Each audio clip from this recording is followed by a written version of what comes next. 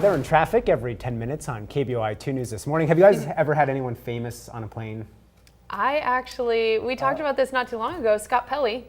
Was he on your flight? Evening anchor. He was not. When I got off my flight, and I was so tired, I remember getting about an hour and a half sleep and then waking up for this flight. I get off the plane, I immediately see him, and I'm going like this, like, oh no, that is Scott Pelley. Yeah. And I went over to him and told him I worked for a CBS affiliate in Boise, and he was the nicest guy. That is so so that was cool. pretty cool. That's cool. I also saw Tony Hawk in an airport once. There you go. That's pretty cool. I think the closest I've had, and I don't know whether the world considers him celebrity status, but to me, Nick Simmons, the the all-star Boise track runner runner. from Boise, he was on a Sure. flight, obviously out of cool. here, and I remember feeling so starstruck. I was so nervous to just be around him, and I was like, and this is like minor leagues as far as Right. Scott Pelley. I was on a flight. One of my favorite comedians, Dave Chappelle, was on it. Oh, and I was so nervous. Like my wife kept saying just go say hi. We'd love to hear from you. And I'm like no. He's wearing sunglasses on a plane. To me, that's like don't come over here. Okay. I want to sleep Trying on to this be flight. incognito. Yeah.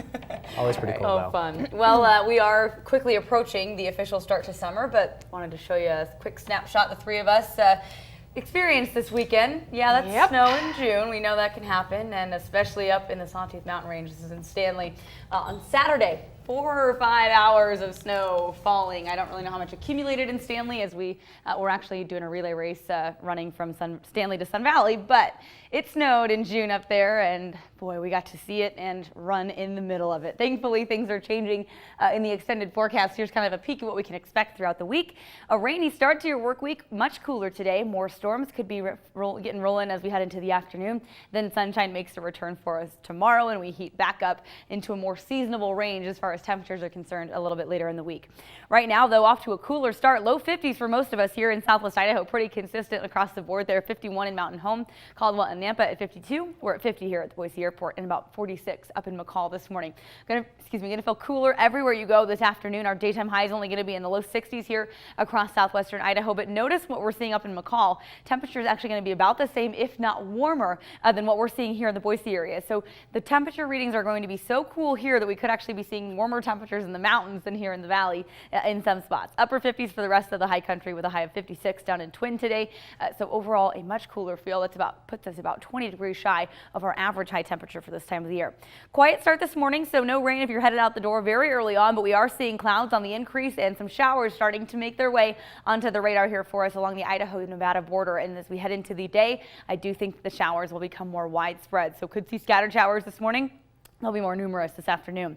We're kind of right in the target point. So the center of this low pressure system is kind of sitting here out between eastern Nevada and western Utah.